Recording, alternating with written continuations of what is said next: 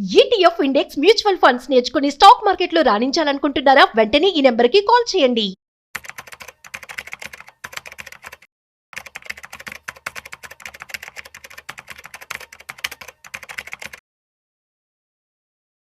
నమస్తే, welcome to Suman TV. నేను విష్ణు. ప్రస్తుతం మనతో పాటు ప్రముఖ స్టాక్ మార్కెట్ అనలిస్ట్ సుందరరామరెడ్డి గారు ఉన్నారు. సార్తో మాట్లాడదాం.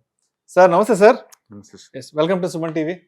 సో సుందరరామరెడ్డి గారు, ప్రజెంట్ మార్కెట్ల సిచ్యువేషన్ ఏమో అర్థం కావట్లేదు. మార్కెట్లు ఏమో ఆల్ టైమ్ హైలో ఉన్నాయి. నిఫ్టీ ఏమో 26,000 మీద ఉంది, సెన్సెక్స్ ఏమో 85,000 చిల్లర ఉంది. కానీ మార్కెట్లలో విపరీతమైన ఫాల్ ఉంది, విపరీతమైన బ్లడ్ బాట్ ఉంటుంది. ఎందుకంటారు? ఇటువంటి పెక్యులర్ సినారియోని ప్రజెంట్ మార్కెట్స్ లో చూస్తున్న కారణాలు ఏంటి?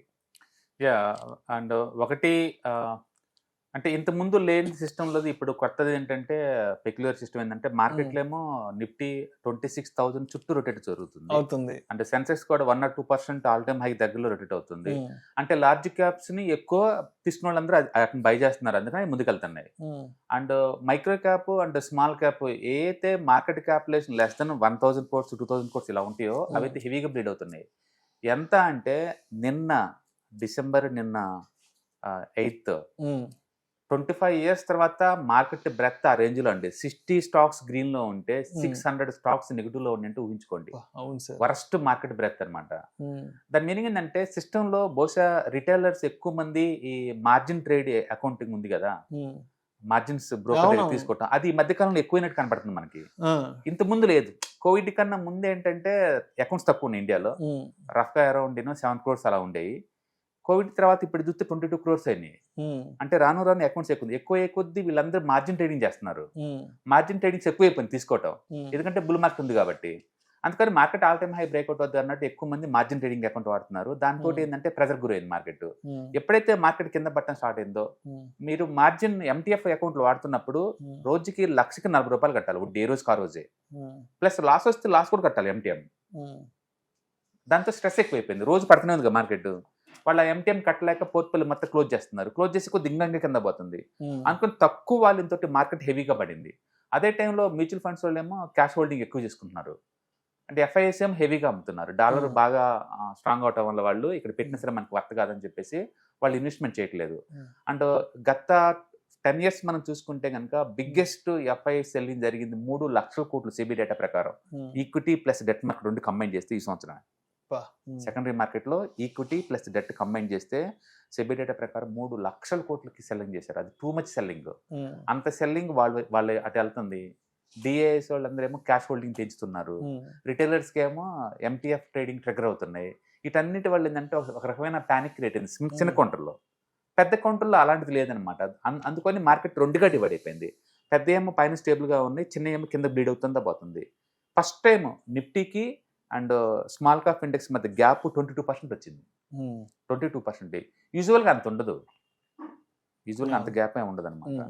అంటే చాలా రేరు నిఫ్టీ పాజిటివ్ ప్లస్ లో ఉండి ఇయర్లీ రిటర్న్స్ అంటే మైక్రో క్యాప్ స్మాల్ క్యాప్ ఆ రేంజ్ లో వెళ్ళిపోవటం అనమాట. సో ఒక విషయం స్పష్టంగా చెప్పండి సుధానారెడ్డి గారు, లాస్ట్ 1 year నుంచి లేదంటే లాస్ట్ 7-8 months నుంచో మనకి మార్కెట్కి సంబంధించి మనం ప్రత్యక్షంగా చూసిన ఇబ్బంది, మార్కెట్లను ప్రత్యక్షంగా ఇబ్బంది పెట్టిన అంశం ట్రంప్కి సంబంధించిన చాలా పానిక్ చూసాము. ట్రంప్ టారిఫ్లు అంటూ కూడా మార్కెట్ గందరగోళం అయింది. ఇదంతా చాలా ప్రత్యక్షంగా చూడగలిగాం.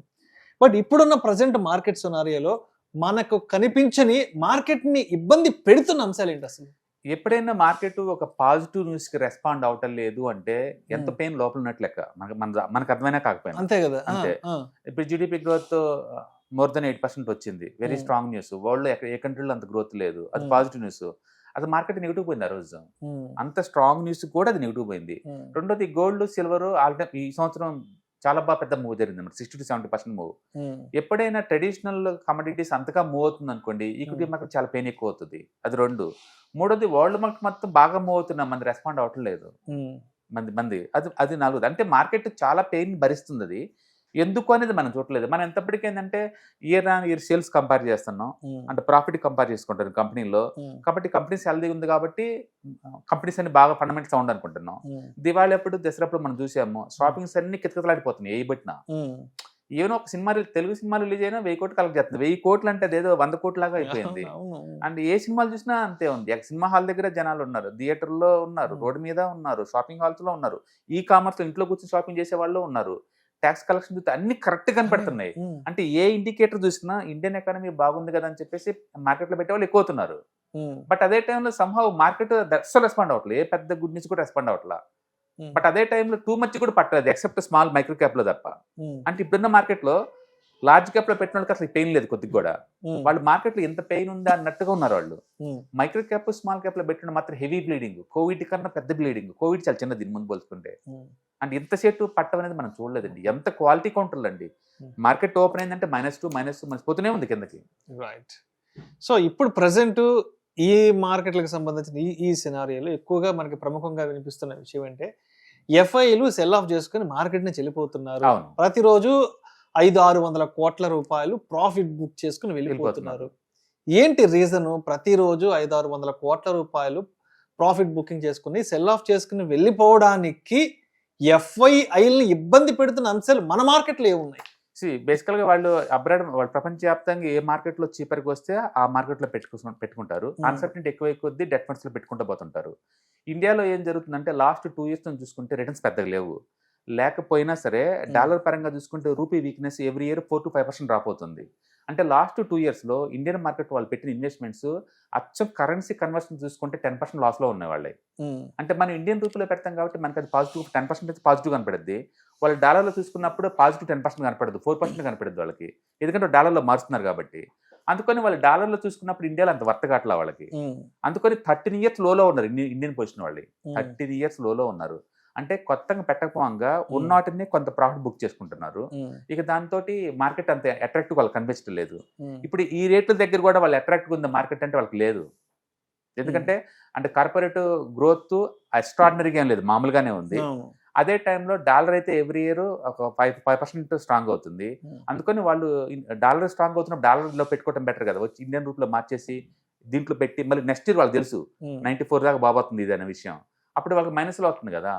అందుకని వాళ్ళు పెట్టడానికి అంత ఇంట్రెస్ట్ చూపించలేదు. మొత్తానికి అయితే ఇండియన్ మార్కెట్కి ఎఫ్ఐఎస్ వాళ్ళ తోడ్పాటు అవసరం అనే విషయం ఇది క్లియర్గా చెప్తుంది అనమాట.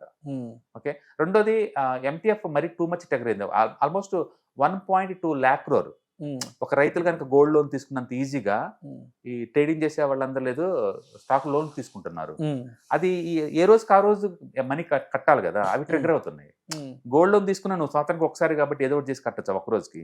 బట్ ఇక్కడ అలా కాదు, ఏ రోజుకి తెల్లారిందా నిన్న ఏదైనా లాస్ వస్తే లాస్ కట్టాలి, ప్లస్ వడ్డీ కట్టాలి ఈ రోజుకి. దాంతో ఏంటంటే డబల్గా స్ట్రెస్ ఎక్కువ మార్కెట్కి. రైట్. అయితే ఇవాళ మార్కెట్కి సంబంధించి ప్రముఖంగా మార్కెట్లను కొంత ఇబ్బంది పెడుతున్న అంశం ఏంటంటే ఫెడ్ మీటింగ్. సో అంటే మరి ఇప్పుడు జరుగుతున్న ఫెడ్ మీటింగ్ లో ఎటువంటి అంశాలను ఆన్ బోర్డ్ గా తీసుకురాబోతున్నారు, ఆన్ బోర్డ్ చేయబోతున్నారు? సో ఇప్పుడు ఫెడ్ లో తీసుకుంటున్న ఈ చర్యలు మార్కెట్లను ఇంకా ఎంతవరకు ఇబ్బంది పెట్టే అవకాశం ఉందంటారు, లేదంటే ఇదేదైనా మార్కెట్లకు ఊతమిచ్చే అవకాశం ఉందంటారు ఇప్పుడు జరుగుతున్న ఫెడ్ మీటింగ్ కి సంబంధించి? నో, జనరల్ గా ట్రంప్ వడ్డీ రేట్లు తగ్గడానికి ఫేవర్గా ఉన్నాడు కాబట్టి ఆటోమేటిక్ గా అమెరికా క్లూ ఇచ్చినట్లు లెక్క వాళ్ళు వడ్డీ రేట్లు తగ్గిపోతున్నారు అని. మన ఆర్బీఐ మీటింగ్ అప్పుడు అందరు తెలుసు ముందు వీళ్ళు తగ్గిపోతున్నారు విషయం, వాళ్ళు తగ్గించారు కూడా. అలాగనే అమెరికాలో కూడా వడ్డీ రేట్లు తగ్గిస్తాను క్లియర్ మెసేజ్ ఉంది. కాబట్టి ఈ రోజు నైట్ వాళ్ళు వడ్డీ రేట్లు తగ్గిపోతున్నారు. ఆ తగ్గించేది 25 basis 50 basis అని చూడాలి అంతే. కాబట్టి తగ్గటం గ్యారంటీ. మార్కెట్ ఆ న్యూస్ కి రెస్పాండ్ అవుతుంది నేను అనుకోవట్లేదు, ఎందుకంటే ఆల్రెడీ ఈ బ్యాడ్ న్యూస్ తో అన్ని కంబైన్ ఉన్నాయి ఇక్కడ. ఇంత వచ్చి వర్స్ట్ న్యూస్ ఏమి ఉండదు ఇండియాలో నాకు తెలిసి. అలాగని చెప్పేసి మార్కెట్ కొలాప్స్ ఏం అవ్వదు. నిఫ్టీ చూడండి నెక్స్ట్ 6 months వరకు కూడా 26,000 చుట్టూ రొటేట్ అవుతూనే ఉంటుంది తప్ప అది పడే ఛాన్స్ అయితే పెద్ద లేదు. అంటే మనం చూసుకుంటే కనుక పాజిటివ్ బైస్ మీద మూవ్ అయ్యే ఛాన్స్ ఎక్కువ ఉంది. బట్ అదే టైంలో అంత ఈజీగా పోట్లేదు అది. కాబట్టి స్మాల్ క్యాప్స్ లో పెయిన్ కంటిన్యూ అవుతుంది. అండ్ లార్జ్ వాటిలో మాత్రం పాజిటివ్ బయాస్ మీద మూవ్ అయ్యే ఛాన్స్ ఉంది నెక్స్ట్ 1 year కూడా. రైట్. సో అయితే ఇప్పుడు మార్కెట్లలో ఎప్పటి నుంచో ఉన్న వాళ్ళకి ఇప్పటి మార్కెట్ సినారియో అనేది వాళ్ళకి అర్థం చేసుకోవడానికి ఈజీగా ఉంటుంది. ఇటువంటి సినారియోని చాలా సందర్భాల్లో చూసుంటారు. బట్ లాస్ట్ ఒక 2-3 సంవత్సరాల్లో మార్కెట్లోకి ఎంటర్ అయిన వాళ్ళు అంటే ఎవరైతే కొంత బిగినర్ లెవెల్లో ఉంటారో, లేదంటే జస్ట్ 1-2 years ఎక్స్పీరియన్స్ ఉంటుందో, అటువంటి బిగినర్ లెవెల్ వాళ్ళకి ఇప్పుడున్న మార్కెట్ సినారియోని ఎలా అర్థం చేసుకోవాలని మీరు చెప్తారు? బేసికల్గా ఇది వాలటిలిటీ అసెట్ అందరికీ తెలుసు. బట్ వాలటిలిటీ ఏంటంటే ప్రాక్టికల్ గా మార్కెట్ ని ఇచ్చేస్తుంది అనమాట. ఇప్పుడు ఈ వాలటిలిటీ టాలరేట్ చేసేలాగా ఉంటేనే స్టాక్ జోల్ రండి. ఈ వాలటిలిటీ నాకు వద్దు అనుకున్నాం అనుకోండి, go for multi asset class. దాంట్లో ఇంత టాలరెన్స్, ఇంత పెయిన్ ఉండదు కదా, ఈక్విటీ మార్కెట్ ఇంతగా పడదు కదా.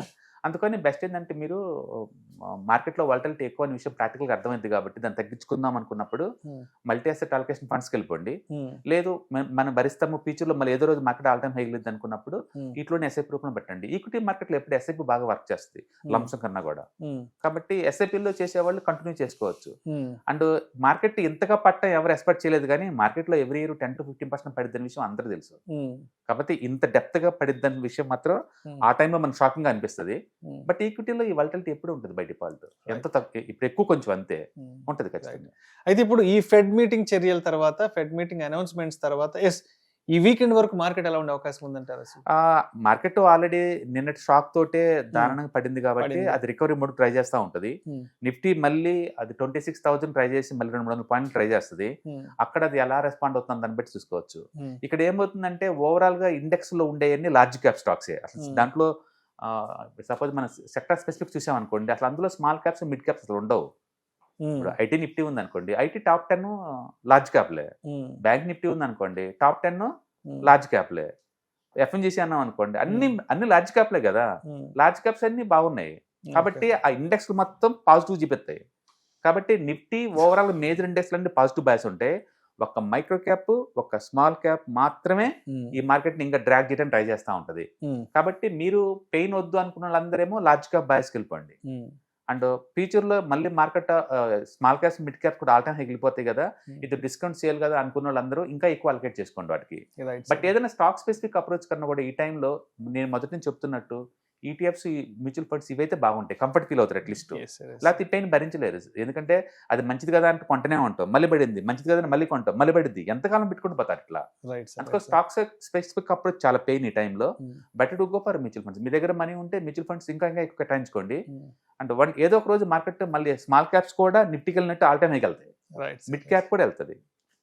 Right sir, thank you sir, thank you so much Sundararao గారు. ETFs, index funds and mutual funds మీరు కనుక స్టాక్ మార్కెట్లో ఎంటర్ అవ్వాలనుకుంటే మార్కెట్లో స్టాక్స్ డైరెక్ట్ గా ఇన్వెస్ట్ చేసే బదులు కపుల్ ఆఫ్ స్టాక్స్ లో ఇన్వెస్ట్ చేయడం ద్వారా ఏంటంటే ఆటోమేటిక్ రిస్క్ తగ్గించుకోవచ్చు. కాబట్టి మీరు బిగినర్ అయినా లేదా ఎక్స్పీరియన్స్ పర్సన్ అయినా సరే మార్కెట్ లో సేఫ్ సెక్యూర్ వేలో లాంగ్ టర్మ్ లో సస్టైనబిలిటీ కావాలంటే ఈ ప్రొడక్ట్స్ లో ఇన్వెస్ట్ చేయడం ద్వారా దాన్ని సాధ్యం చేసుకోవచ్చు అనమాట.